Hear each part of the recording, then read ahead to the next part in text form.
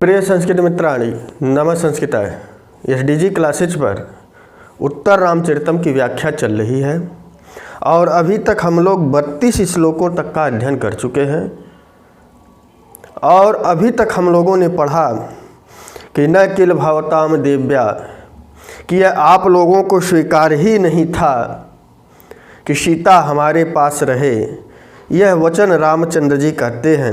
इसीलिए हे आप लोग, हे पौर जनपदा, आप लोग प्रसन्न होइए, मैं रो रहा हूँ, आप लोग खुशी मनाइए। यह श्री रामचंद्र जी का वाक्य था। अब इसके बाद जैसे ही श्री रामचंद्र जी यह वाक्य कहते हैं कि हमारी जनता को यह उचित नहीं लगा कि सीता हमारे साथ रहे, इसी के कारण मैंने सीता को जंगल में छोड़ा था, राम का करुण रस बढ़ने लगा। इस घटना को बताते हुए तो वासंती तुरंत कहती है स्वगतम। स्वगतम माने मन ही मन, मन ही मन कहती है अति गंभीरम अपूर्णम मन्यो भारस्य। ऐसा लगता है कि यह जो श्री रामचंद्र जी के अंदर करुण रस का भार है वह अत्यधिक गंभीर हो चुका है, बढ़ चुका है, क्योंकि रामचंद्र जी एकदम करुण रस से भर चुके हैं। दो पिछला वीडियो आप देखेंगे, उसमें 2 श्लोकों के माध्यम से राम ने अपनी व्यथा बताई कि ये जनपदवासी जो इस अयोध्या के लोग थे उनको स्वीकार नहीं था कि सीता हमारे पास रहे। इसीलिए हे पौर जनपदा, आप लोग प्रसन्न होइए, मैं रो रहा हूँ। इतना वाक्य कहती तो वासंती तुरंत कहती है, क्योंकि इस पंचवटी में राम के साथ वासंती है। तो वासंती जब राम के वचनों को सुनती है तो मन ही मन सोचती है कि अति गंभीरम अपूर्ण। ऐसा लगता है जैसे श्री रामचंद्र जी बहुत गंभीर हो गए हैं, मन्यु भारस, अर्थात शोक के भार से एकदम करुणामय हो गए हैं। तब प्रकाशम स्वगतम, मन ही मन यह बात अंदर वासंती सोचती है। तभी प्रकाशम राम से कहती है देव अतिक्रांति धैर्य अवलंबता, धैर्यम अवलंबता। महाराज धैर्य रखिए, आपका यह शोक, आपका यह धैर्य अतिक्रांत पार चला गया। आपने मर्यादा लांघ दी, आपका जो शोक है वह अतिक्रांत हो गया, आप अधैर्य हो गए, आप धैर्य नहीं रख पा रहे हैं। अवलंबताम, धीरज रखिए, धीरज रखिए। वासंती की इन्हीं बातों को श्री रामचंद्र सुनकर क्रोधित हो जाते हैं। लिखा है देव अतिक्रांते धैर्यम अवलंबिताम। महाराज धैर्य रखिए, धैर्य रखिए, आपका जो धैर्य है अतिक्रांत हो गया है, टूट गया है, इसलिए धीरज रखिए। राम जैसे ही वासंती के इस कथन को सुनते हैं तो राम कहते हैं किम उच्यते धैर्यमेति, किम उच्यते धैर्यमिति। तुम क्या कर रही हो कि मैं धैर्य रखूं? 12 वर्ष से क्या कर रहा था? आज मैं जीवित हूं, इस पंचवटी वन में आया हूं, क्या अब तक मैं धैर्य नहीं रखा था? राम को बात लग गई। राम ने इसलिए प्रश्नवाचक चिन्ह लिखा कि किम उच्यते, क्या कह रही हो वासंती? धैर्यम इति, मैं धैर्य रखूं, क्या अब तक धैर्य नहीं रखा था? आज मैं जिंदा हूं, क्या यह धैर्य नहीं है? यदि धैर्य नहीं रखता तो यह राम कब का इस पंचतत्व में विलीन हो जाता। वासंती की बात को सुनकर श्री रामचंद्र जी क्रोधित हो जाते हैं, आश्चर्यचकित हो जाते हैं। करे वासंती ऐसा कह रही है? इतने 12 वर्षों से मैं उस सीता की याद में जीवित हूं, यही क्या बड़ी बात है। इसीलिए यहाँ कहा कि किम उच्यते धैर्यमिति। महाराज क्षमता, वासंती क्या कर रही हो, मैं धैर्य रखूं? तभी तुरंत श्लोक के माध्यम से कहते हैं कि देव्या सुन्नस्य जगतो 12 परिवत्सर। देव्या शून्यस्य जगतो, इस जगत को, इस संसार को देवी के बिना, माने उस सीता के बिना 12 परिवत्सर है, 12 वर्ष बीत गए।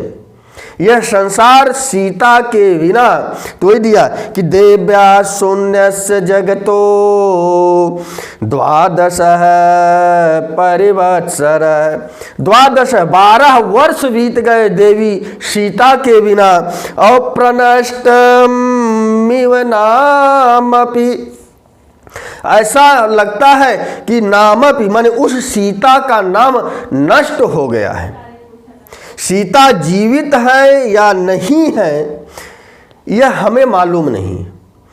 ऐसा लगता है कि 12 वर्ष से यह जो संसार है बिना सीता के जीवित है, और अर्थात इस संसार में सीता 12 वर्षों से नहीं है, और उनका नाम भी प्रनष्टम ही, ऐसा लगता है उनका नाम भी समाप्त हो गया। अब कोई सीता की चर्चा ही नहीं करता। प्रनष्टमिव नामापि न च रामो न च जीवति, माता सीता मैया का नाम मिट गया है, कोई नाम लेने वाला नहीं है। 12 वर्ष से यह देवी सीता के बिना पूरा संसार जीवित है। और न च रामो न च जीवति, रामो न जीवति, क्या राम जीवित नहीं है?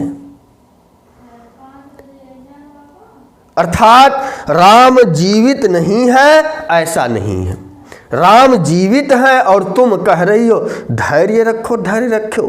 क्या तुम्हारी बहन अब तक हमें धैर्य बनाने के लिए आई थी? तो देव्या शून्यस्य जगतो 12 परिवत्सर, देवी सीता के बिना 12 वर्ष बीत गए। और प्रनष्टमिव नामपि, ऐसा लगता है कि उनका नाम ही मिट गया। और न च रामो न च जीवति, 2 निषेधात्मक न के कारण यहाँ पर सकारात्मक वाक्य हो गया। राम नहीं जीवित है ऐसा न च रामो न च जीवति, राम जीवित नहीं है ऐसा नहीं है, अर्थात राम जीवित है। और तुम कह रही हो धैर्य रखो धैर्य रखो। अतिक्रांते, मेरा धैर्य टूट रहा है। अवलंबताम, धैर्य रखूं, अब तक क्या मैं धैर्य नहीं रखा था? धैर्य रखा हूं, अब तक मैं जी रहा हूं, अब तक मेरी सांसें चल रही हैं, क्या ये कम है?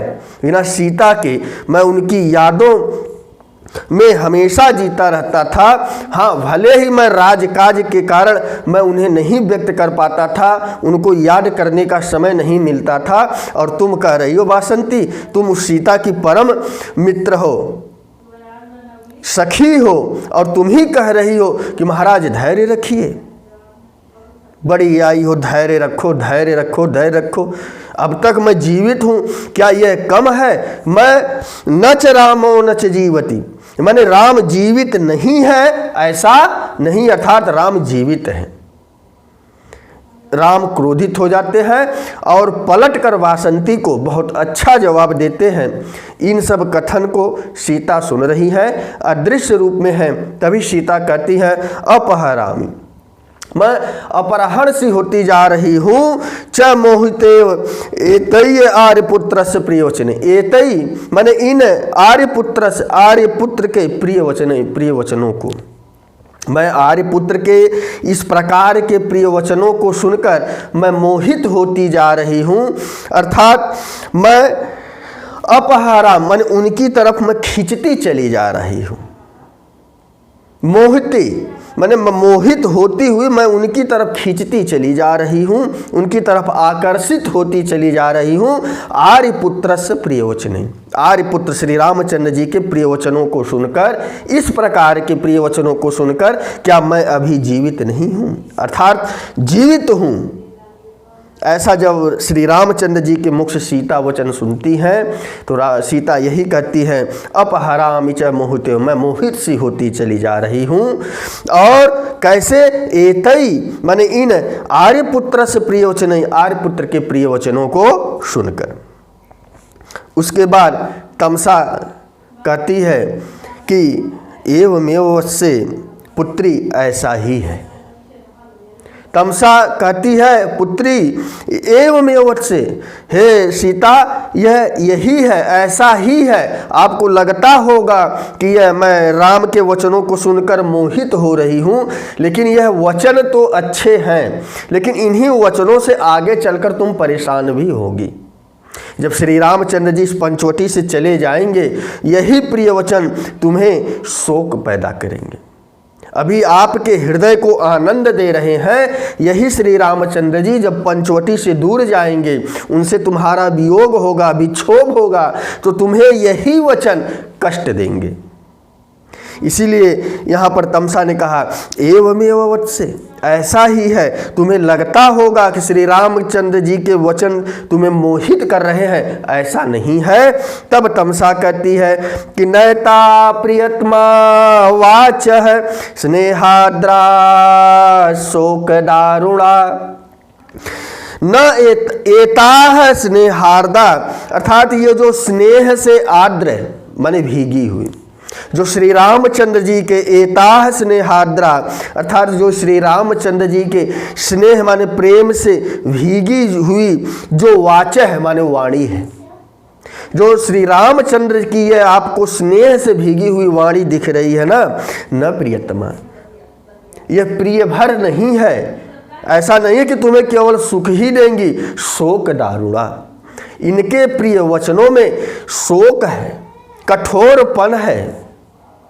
अर्थात जब ये श्री रामचंद्र जी तुमसे दूर होंगे, सीता जब तुमसे ये दूर होंगे, यही प्रिय वचन तुम्हें शोक पहुंचाएंगे, तुम्हें कष्ट देंगे। एतास्ता मधुनो धारा, एतास्ता मधुनो धारा सोच्यंती साविषा तोई, तोई माने तुम्हारे ऊपर, साविषा सोचयंती धारा, यह मधुना धारा है, अर्थात यह मधु की धारा है जो तुम्हारे ऊपर सोच्यंती चुआई जा रही है। यह मधु की धारा के समान श्री रामचंद्र जी की वाणी है जो तुम्हारे ऊपर सोच्यंती टपकाई जा रही है, चुआई जा रही है। लेकिन यह जो मधुन की धारा है, मधु की धारा है, मीठी धारा तुम्हें दिखाई पड़ रही है ना, वह सविषा है, उसमें विष भी मिला हुआ है। मीठी तो लगेगी लेकिन धीरे धीरे तुम्हें मृत्यु की तरफ भी ले जाएगी, तुम्हें शोक की तरफ ले जाएगी। ऐसी वाणी उस श्री रामचंद्र जी की है। अभी सीता ने ऊपर कहा ना, मोहिते, मैं मोहित होती जा रही हूँ, एतई आर्यपुत्र से प्रियवचने, आर्यपुत्र के इन प्रिय प्यारी प्यारी बातों को सुनकर मैं मोहित हो रही हूँ, आकर्षित हो रही हूँ। तमसा तुरंत रोकती है कि सीता ऐसी बात नहीं है, यह ऐसी स्नेह आर्द्र अर्थात ऐसा प्रेम में भीगी हुई वाणी है, यह श्री रामचंद्र की ऐसी प्रेम में भीगी हुई वाणी है कि केवल प्रियतमा प्रिय प्रिय बातें नहीं है, शोक दारुणा भी है। तो एता स्नेहार्दा शोक दारुणा वाचः प्रियतमान, ऐसा नहीं है कि ये जो स्नेह से युक्त जो बातें हैं, प्रेम में जो श्री रामचंद्र जी आपके बारे में बता रहे हैं, ऐसा नहीं है कि केवल प्रेम में ही प्रिय प्रिय बातें हैं, शोक दारुणा अर्थात शोक से भी युक्त है। कैसे शोक से युक्त है? बोले जैसे मधुना की धारा तुम पर बख्शाई जाओ, मधु माने शहद, शहद की धारा तुम पर चुवाई जा रही है और उस शहद में विष मिला हो, तो एतास्ता मधुनो धारा सोचतंति सविषात्वयि, मधुना धारा सोच्यंती, मधु अर्थात मधु की धारा जो बहाई जा रही है वह ऐसा मालूम पड़ता है कि जैसे उसमें सविषा विष मिला हो। तुम्हारे लिए तो मधु की धारा है ही, रामचंद्र की बातें तो मीठी लग रही हैं, लेकिन यह बातों में सविषा विष मिला हुआ है। यही बातें आपको आगे चल के कष्ट देंगी।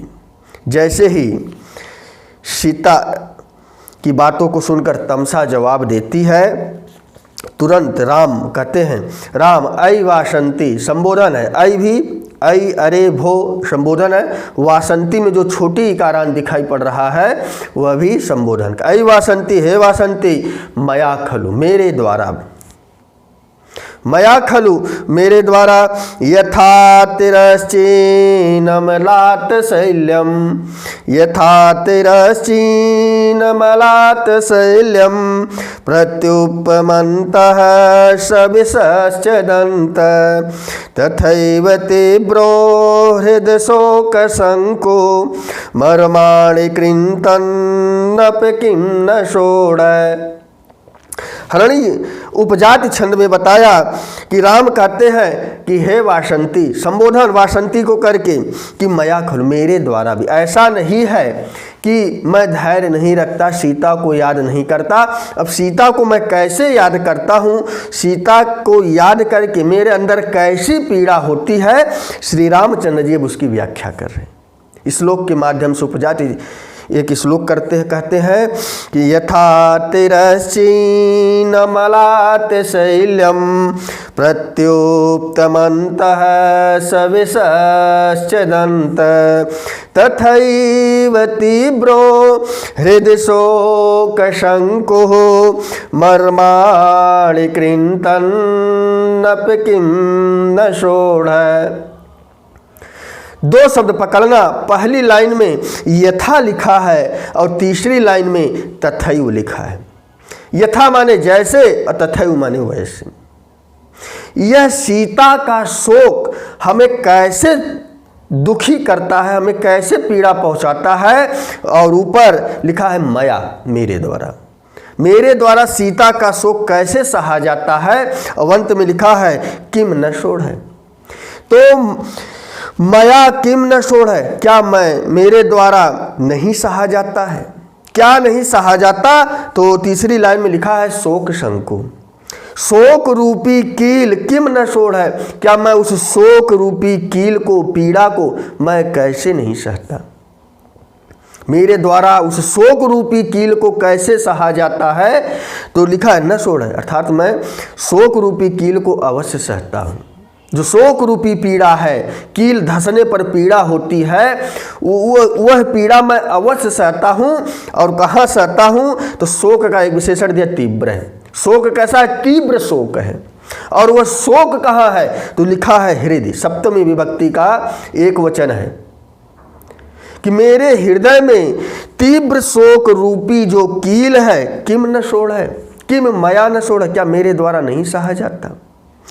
मया ऊपर से पकड़ना कि मया खलु मेरे द्वारा, खलु माने निश्चित ही, तीव्र शोक शंकु, तीव्र शोक रूपी कील, हृदय माने हृदय में, किम मया न षोडय, क्या मेरे द्वारा नहीं सहा जाता। मैं सीता के वियोग को, तीव्र शोक जो हमारे हृदय में उपस्थित है या मेरे हृदय में धंसा हुआ है, मेरे हृदय को क्या मैं नहीं सहता, मैं सीता का वियोग अवश्य सहता हूँ। ऐसा श्री रामचंद्र जी कह रहे हैं। इस पूरे श्लोक का अर्थ यही है कि हृदय तीव्र शोक शंकु माने मेरे हृदय में जो तीव्र शोक का कील है, किम माने क्या, मया माने मेरे द्वारा, न षोडय क्या नहीं सहा जाता। अर्थात उस सीता का जो तीव्र शोक मेरे हृदय में मैं नहीं सहता, ऐसा नहीं है। मैं अवश्य उसे सीता के वियोग का कील, जो शोक रूपी कील है, मैं उसको अवश्य सहता हूँ। और मर्माणि कृन्तन्नपि, और वह शोक रूपी कील मेरे मर्म स्थलों को, मेरे कोमल स्थलों को हमेशा काटता है। हमारे कोमल स्थलों को, मर्म स्थल माने जो हमारे हृदय है, ये आदि मर्म स्थल है। तो जो हमारे हृदय आदि में मर्म स्थल है, कोमल स्थल है, उसको अवश्य बेधता है, उसको अवश्य पीड़ा पहुंचाता है। वह सीता का शोक रूपी कील मेरे हृदय में, मेरे मर्म स्थल पर, मेरे कोमल हृदय, मेरे शरीर के कोमल स्थलों पर अवश्य काटता है। मैं उसकी पीड़ा को अवश्य सहता हूँ। श्री रामचंद्र जी जब ऐसा कहते हैं तो नीचे की दो लाइन, तीसरी और चौथी पहुँच गई कि तथैव माने वैसे। अभी यथा का हम जोड़ देंगे तो पूरा कविता का अर्थ निकल जाएगा, क्षमता में श्लोक का अर्थ निकल जाएगा। तथैव माने वैसे, कैसे कि तीव्र शोक शंकु हृदय, जैसे तीव्र शोक रूपी कील हमारे हृदय में किम न सोड़ है, मैं क्यों नहीं सह, अर्थात किम मया मेरे द्वारा अवश्य सहा जाता है, और मेरे मर्माणी मेरे मर्म स्थलों को वह कृंतनी काटता है, बेधता है, पीड़ा पहुंचाता है। कैसे? ऊपर की लाइन में आ जाओ कि तिरश्च चीनम अलात शैल्यम, जैसे कोई तिरछा कील, शल्यम माने कील, अलात माने होता है गर्म, जैसे कोई जलती हुई आग में लाल की हुई कील किसी के शरीर में धसा दिया जाए, वैसी ही पीड़ा। शल्य माने कील और यहाँ शंकु माने भी कील बताया कि अर्थात श्री रामचंद्र के अंदर जो शोक रूपी शंकु, जो शोक रूपी कील है, वह कील कैसे धसती है, कैसी पीड़ा पहुँचाती है, ऊपर की लाइन में बताया कि तिरस चीनम अलात शैल्यम, जैसे तिरछा कोई कील हो। आपने देखा होगा कि मछली पकड़ने का जो कांटा होता है वह तिरछा होता है, और उसमें केचुआ आदि फंसा दिया जाता है। खाने के लिए तो अंदर चला जाता है, लेकिन अंदर से जब आएगा तो उसके गड़फड़े को वो निकालते हुए आएगा, फंस जाता है। ऐसी ही टेढ़ी कील जो गर्म है, और वह जब किसी के शरीर में धसा दी जाती है, वो जितना कष्ट देती है, वैसी ही पीड़ा किम मया न सोड़ है, वैसी ही पीड़ा शोक रूपी, वैसी ही पीड़ा मैं सीता के वियोग में सहता हूं। अर्थ समझ में आया कि यथा तिरश्चीनम अलात शैल्यम, जैसे किसी के शरीर में टेढ़ी मेढ़ी कोई कील, गर्म कील धसा दी जाए, जितनी पीड़ा वह देगी उतनी ही पीड़ा मैं अपने हृदय में उस सीता के वियोग से सहता हूँ। यथा और नीचे लिखा है तथैव। क्लियर हो गया? और एक उदाहरण दिया कि और कैसी पीड़ा है, तो प्रत्युक्तमंत है सविशश्च दंत है। दंत है माने दांत, सविशश्च दंत है माने विष से युक्त दांत। प्रत्युपमंत है, अंत माने अंदर, प्रत्युप्त अंत माने घुसा दिया, धसा दिया। प्रत्युक्त माने धसा दिया जाए, सविष दंत जिसके अंदर विष युक्त या विष से युक्त दांत को धसा दिया जाए, और वह दांत धसने पर जो पीड़ा देता है वही पीड़ा मैं तीव्र शोक शंकु के रूप में, दांत भी नुकीला होता है और कील भी नुकीली होती है, इसीलिए यहाँ पर तुलना कर दी गई कि जो सविशः दंत है, जो विष से युक्त दंत है, धसाने पर कुत्ता है, दांत अगर किसी को काटे तो दांत को धसाता है, इसलिए प्रत्युत अंत माने धसंत, धसाया जाए। जितना कष्ट वो देता है उतना ही कष्ट हमारे तीव्र शोक शंकु हृदय, उस सीता विषयक का जो तीव्र शोक रूपी कील है, वह हमारे मर्म स्थलों को छेदता हुआ, काटता हुआ किम मया न सोड़ है, मैं उसकी पीड़ा को अवश्य सहता हूँ। क्या मेरे द्वारा नहीं सहा जाता? क्लियर हो गया? तो इस श्लोक का अर्थ रहा यथा तथैव। पीड़ा कैसी है, ऊपर की 2 लाइनों में बताया कि जो सीता रूपी शोक है, जो तीव्र शोक है, वह हमारे हृदय में माने हृदय में किम न सोड़ है, क्या मैं नहीं सहता, क्या मैं नहीं सहन करता, मेरे मर्माण कृतन्नपि, अर्थात मेरे मर्म स्थलों को काटता हुआ, मेरे कोमल स्थलों को छेदता हुआ, वह शोक, तीव्र शोक मेरे हृदय को अवश्य पीड़ा पहुंचाता था, तो उसकी पीड़ा को मैं वहन करता हूँ, ढोता हूँ, सहता हूँ। और वह पीड़ा कैसी है, ऊपर की लाइन में बताया कि तिरश्च चीनम अलात शैल्यम, जैसे गर्म कील या भाला जिसमें चोंख नुकीला भाग हो, एक तिरछा भाग लगा हो, धंसने में तो अंदर चला जाएगा, लेकिन नुकीला हो और इस तरह से एक और नुकीला हो, अंदर तो चला जाएगा, लेकिन जब निकलेगा तो पूरा अंदर का माल मटेरियल लेकर बाहर निकलेगा। अर्थात वह गर्म कील धंसने पर और बाहर खींचने पर जो पीड़ा होती है, वैसी ही पीड़ा मैं उस सीता के वियोग में सहता हूँ। और दूसरा बताया सविसहदंत प्रत्युत्मंत, अर्थात जैसे किसी के अंदर विष युक्त जो है दांत धंसा दिया जाए और विष धीरे धीरे शरीर में फैलकर उसे गर्मी उत्पन्न कर देता है, वह बेचैन हो जाता है। ऐसे सविसहदंत की तरह मैं उस सीता के वियोग को सहता हूँ या उसकी पीड़ा को हमेशा अंदर लिए रहता हूँ। इसीलिए मैं बार बार इस पंचवटी में बेहोश होता जा रहा हूँ, मूर्छा हो जा रही है। इतनी पीड़ा राम ने वासंती को बताई और तुम कहती हो धैर्य रखो धैर्य रखो। तब सीता राम के इस प्रकार के वचनों को सुनकर सीता आगे कहती है एवमपि मंद भागनी, मैं ऐसी अभागन हूँ या पुनः आयास कारणीम आर्यपुत्र से, मैं आज फिर आयास कारणी मैंने दुख दे रही हूँ, कष्ट दे रही हूँ आर्यपुत्र से। मैं दोबारा फिर लिखा है, पुनः ध्यान देना, मैं फिर अपने आर्यपुत्र को राम श्री रामचंद्र जी को दोबारा कष्ट दे रही हूँ। मैं अपने श्री रामचंद्र जी को आज मैं ऐसी अभागन हूँ कि श्री रामचंद्र जी आज फिर हमारे कारण दुखित हो रहे हैं, कष्ट में हैं, रो रहे हैं, व्याकुल हैं, मूर्छित हैं, इसीलिए लिखा पुनः आयास कारण। इसके पहले रावण हर के ले गया था तब भी राम दुखी थे, आज इस जंगल में आए हैं तब भी राम दुखी हैं, अर्थात मैं आज दोबारा श्री रामचंद्र जी को फिर दुखी कर रही हूँ, ऐसा सीता का कथन आया। जैसे ही सीता ने इस वाक्य को कहा तो सीता की बात राम तो सुन नहीं रहे हैं, हाँ लेकिन राम की बात सीता सुन रही। राम कहते हैं एवमति गोड़ स्तंभित, एव मान इसी प्रकार से अति गूढ़, अत्यंत गंभीर, अत्यंत रूप से छिपा हुआ अंतःकरण, अर्थात हमारे अंतःकरण में जो अत्यंत शोक छिपा हुआ है, अत्यंत।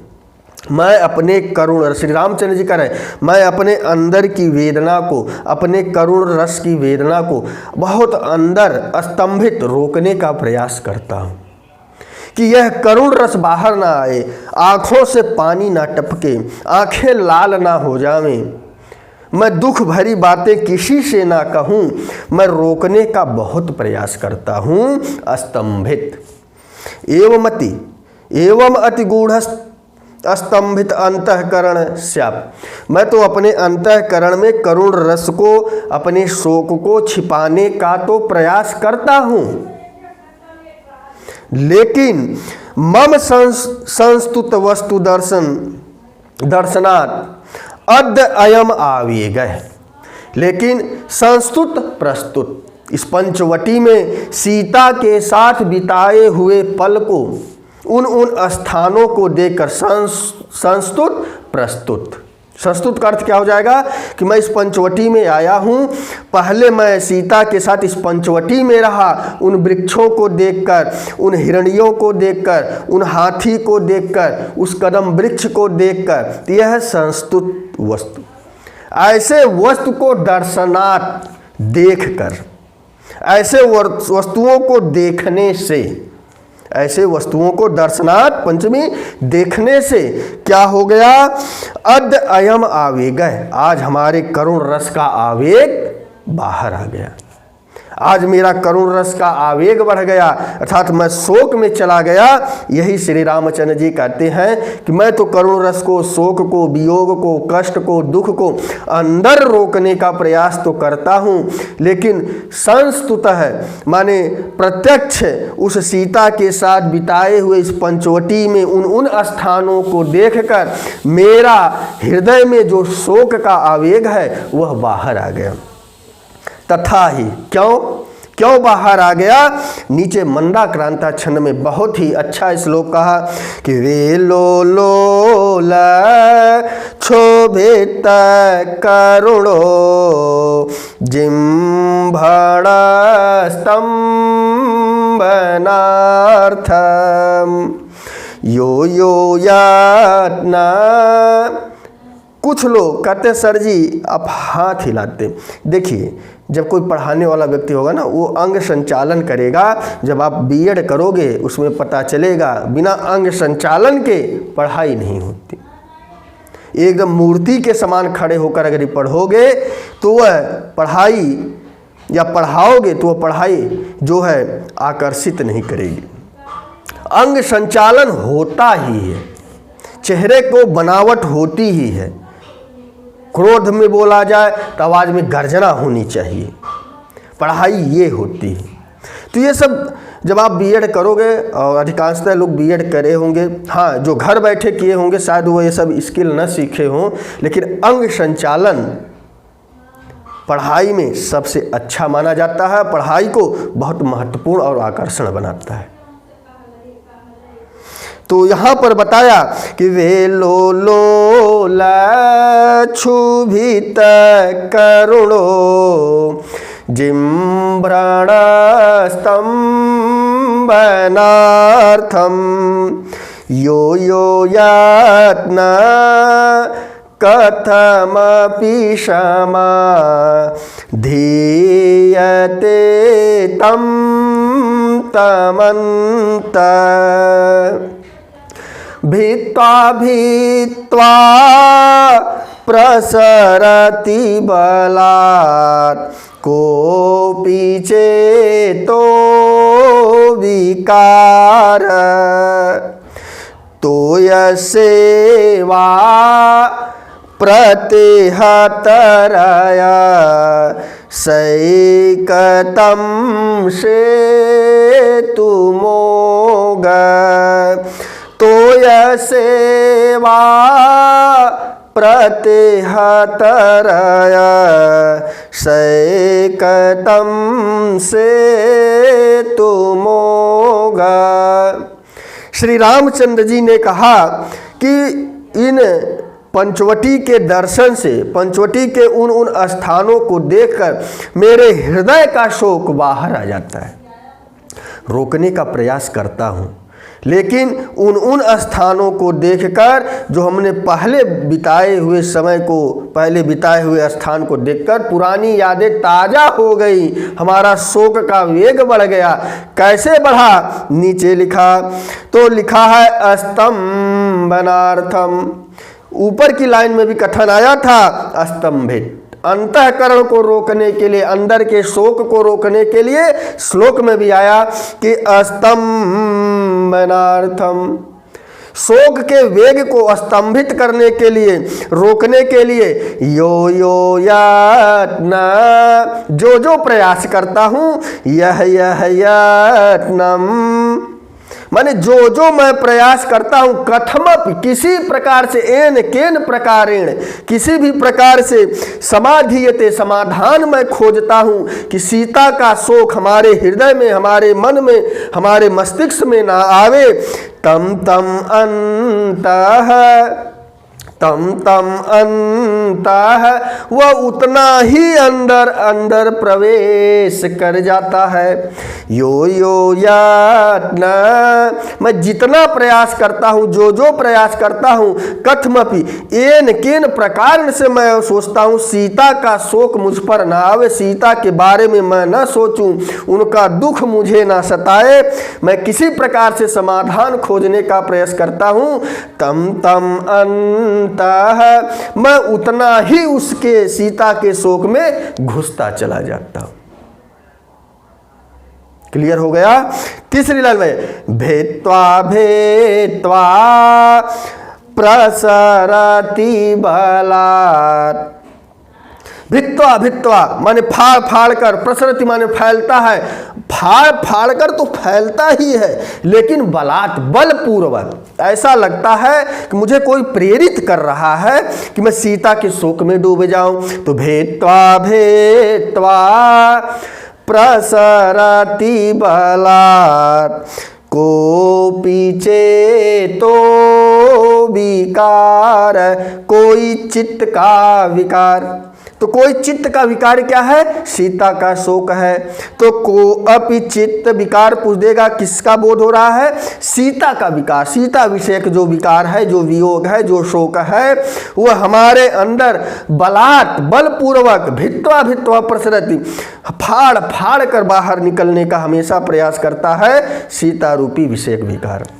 जो हमारे मन का विकार है, जो सीता रूपी चित्त का विकार है, सीता रूपी शोक का, करुण का जो विकार है, वह मेरे अंदर भित्वा भित्वा फाड़ फाड़ कर प्रसरति फैलता जा रहा है। वो भी बलात् बलपूर्वक सीता का विकार हमारे अंदर बढ़ता जा रहा है, फैलता जा रहा है। मैं उसे रोकने का, स्तंभनार्थम रोकने का प्रयास करता हूं, लेकिन यो यो यत्न, मैं तो उसे जो यत्न माने प्रयास करता हूं तो भित्वा भित्वा प्रसरति, वो फाड़ फाड़ कर फैल। मैं जितना उसे रोकने का प्रयास करता हूं, कथमपि केन प्रकार से, मैंने किसी प्रकार से मैं उपाय करता हूं कि इस सीता रूपी शोक का, सीता रूपी कष्ट का, वियोग का समाधान हो जावे, तम अंत वो हमारे अंदर उतना ही प्रवेश करता जा रहा है और बलपूर्वक हमारे अंदर वो फैलता जा रहा है, फाड़ता जा रहा है। ऐसा सीता को अपिचित्त विकार है, ऐसा कोई सीता रूपी वियोग, अर्थात सीता रूपी जो वियोग है वह हमारे अंदर फैलता जा रहा है। कैसे फैलता जा रहा है, यह आवेग कैसे बढ़ता जा रहा है? चौथी लाइन में आ जाइए। तो यसेवा प्रतिहतरयम्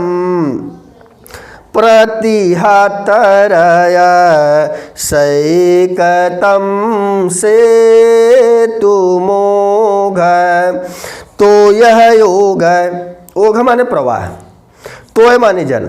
जैसे जल का प्रवाह प्रतिहत अप्रतिहत रय माने वेग, प्रतिहत माने रोकना, अप्रतिहत माने जिसे रोका ना जा सके, ऐसे वेग को माने जल के प्रवाह को, ऐसे जल के प्रवाह को जिसको रोका ना जाए, तो सैकतम माने बालू के द्वारा, सेतुम माने पुल, माने ऐसे जल के प्रवाह को बालू के पुल के द्वारा नहीं रोका जा सकता।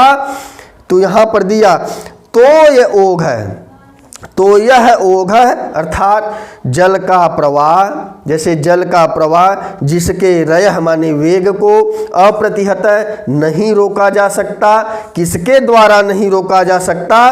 सैकतम सेतु, जैसे बालू के पुल के द्वारा जो है जल के प्रवाह को, आवेग को, उसकी गति को नहीं रोका जा सकता, उसी प्रकार मैं सीता के वेग को, करुण रस को, उसके शोक को मैं रोक नहीं पा रहा हूँ। प्रयास तो कर रहा हूँ, लेकिन वह हमारा जो यो यत्न है वह सैकतम सेतु है, सैकतम से तुम है कि वह बालू के पुल के समान। मैं तो उसे रोकना चाहता हूं सीता के शोक को, लेकिन वह सीता का शोक जल का प्रवाह है, इसीलिए वह बालू का पुल बह जाता है और हमारे अंदर से करुण रस बाहर आ जाता है। अब वह करुण रस कैसा है? तो वेल माने मर्यादा, उल्लोल माने लांघना।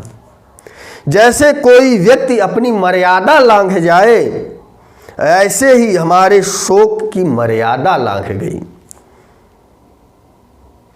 मर्यादा इसलिए लांघ गई कि मैं चक्रवर्ती राजा हूं और एक राजा आज जंगल में आंसू बहा रहा है, यह मर्यादा ही। आज हमारे अंदर शोक की मर्यादा लांघ गई कि एक चक्रवर्ती राजा जंगलों में इस प्रकार से एक स्त्री के लिए रो रहा है, और वह ऐसे स्त्री के लिए रो रहा है जिसको उन्होंने खुद बाहर किया है। ये मर्यादा है, और आज मर्यादा हमारी टूट गई। और इसी मर्यादा के कारण, करुण रस के बढ़ने का, हमारा करुण रस की मर्यादा टूट गई, और उस करुण रस के क्षुब्ध होने से जो है उज्जृंभण, एकाएक हमारे अंदर करुण रस का प्रवाह फूट गया। वृद्धि माने एकाएक बढ़ना उज्जृंभण कहलाता है। बाढ़ आती है, नदी धीरे धीरे बढ़ती है, 1 सेंटीमीटर, 2 सेंटीमीटर, 10 सेंटीमीटर, लेकिन एकाएक 1 घंटे में आ जाए, यह उज्जृंभण कहलाएगा। उसी तरह हमारे अंदर शोक एकाएक उज्जृंभण कर गया, एकाएक बढ़ गया, जिसके कारण मैं अपने इस शोक को स्तंभनार्थम रोकने के लिए ऐसे करुण रस के उज्जृंभण के लिए कि जो एकाएक बढ़ गया, ऐसे करुण रस को रोकने के लिए यो यत्न है। कथमपि किसी प्रकार से मैं तो उसे रोकने का समाधीयते समाधान चाहता हूँ कि किसी प्रकार से रुक जावे, लेकिन तम अंत वह उतना ही अंदर भित्वा भित्वा प्रसरति बलात् कोपि चेतो विकार है। लेकिन कोई ऐसा मन का अंदर विकार है, ऐसा सीता का शोक अंदर भर गया है कि वह अंदर फाड़ फाड़ कर वह बलपूर्वक फैल ही रहा है, रुक नहीं रहा है। कैसे नहीं रुक रहा है कि जैसे जल का एकाएक आवेग प्रवाह निकल जावे तो बालू का पुल उस जल के प्रवाह को नहीं रोक पाता, उसी तरह मैं सीता के उस करुण रूपी जो शोक का उज्जृंभण है, जो एकाएक एक बढ़ गया, करुण रस का उज्जृंभण हो गया, एकाएक उसमें बढ़ोतरी हो गई, उसे करुण रस के स्तंभनार्थ रोकने के लिए यो यत्न जो मैं प्रयत्न करता हूँ वह भित्वा भित्वा प्रसरति बलात् बलपूर्वक वह अंदर ही अंदर फैलता जा रहा है। तो यहाँ बेलोलोल अर्थात मेरे करुण की मर्यादा, जब नदियाँ अपने किनारों को तोड़कर ऊपर बहने लगती है तो मर्यादा का लांघना कहलाता है कि नदियाँ अपनी मर्यादा लांघ गई हैं, अपने किनारों को छोड़कर अगल बगल के क्षेत्रों में पूरी तरह फैल गई है। तो बोले जैसे नदियाँ तटों को छोड़कर इधर उधर बढ़ जाती है, उसी तरह करुण क्षुभित, करुण से माने हमारे अंदर जो करुणा थी उससे क्षुब्ध होकर उज्जृंभण, हमारे अंदर करुणा का उज्जृंभण हो गया। एकाएक नदियाँ जैसे तट को तोड़कर बाहर बह जाती हैं, इधर उधर के गांवों को डुबा देती हैं। यही है मर्यादा। वेला का अर्थ ही होता है मर्यादा कि सास, कोई बहू यदि अपने सास की 4 महीने से 5 महीने से उसकी सहती जा रही है और 6ठे महीने जैसे ही उन्होंने सास ने कुछ वचन कहा और तभी बहू ने चप्पल निकाल लिया तेरी जात की, तो यह क्या है? उज्जृंभण है। यह मर्यादा का लांघना हो जाएगा।